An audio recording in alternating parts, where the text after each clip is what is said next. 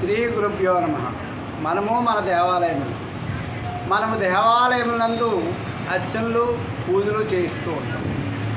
అదేవిధంగా మనము నిత్యము చేసే పూజల్లో మన ముఖ్యమైనవి ఏమిటంటే అభిషేకాలు, ప్రతిష్టలు. వీటిలో ముఖ్యంగా మనం పాల్గొనాలి. ఎందుకంటే ఎన్ని పూజలు చేసినా ప్రతిష్టల్లో ఉన్న ప్రత్యేకత మామూలు విషయాల్లో ఉండదు. ఎందుకంటే మనం అభిషేకాలు చేయించుకున్నా, హోమాలు చేసుకున్నా, ఎన్ని చేసినా దైవం యొక్క ప్రతిష్ట అనేది చాలా ప్రాముఖ్యత. అలాంటి ప్రతిష్ట ఎక్కడ జరుగుతున్నా మన వంతు మనం అందులో భాగస్వామి కావాలి.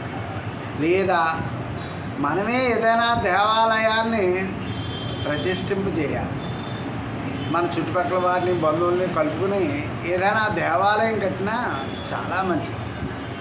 ఏంటంటే దేవాలయం అంటే ఒక దేవాలయంలో ఏదైనా ఒక జోడి సర్పాలను కానీ, లేదా వినాయకుడు లేకపోతే వినాయకుడి గుడి కానీ, ఇలా ఏదోటి చిన్న చిన్న దేవాలయాలు ఉంటాయి. పెద్ద దేవాలయం కట్టలేకపోయినా చిన్న చిన్న దేవాలయాలు లోపల ప్రతిష్ఠ చేస్తూ ఉంటారు.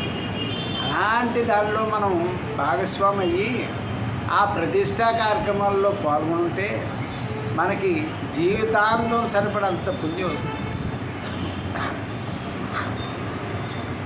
ఎందుకంటే గత జన్మలో మనం చేసిన పాపాలు ఏమైనా ఉన్నా ఆ ప్రతిష్ట చేయడం వలన ఆ పాపాలు నశిస్తాయి, పుణ్యం వస్తుంది, మనకి మంచి ఫలితం ఉంటుంది. మనకి మన తరాల వాళ్ళకి కూడా మంచి పుణ్యం వచ్చి వాళ్ళు అభివృద్ధి చెందుతారు.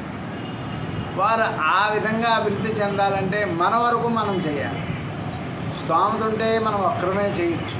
స్తోమత లేకపోతే మన చుట్టుపక్కల వారిని, బంధువుల్ని కలుపుకొని చేయవచ్చు.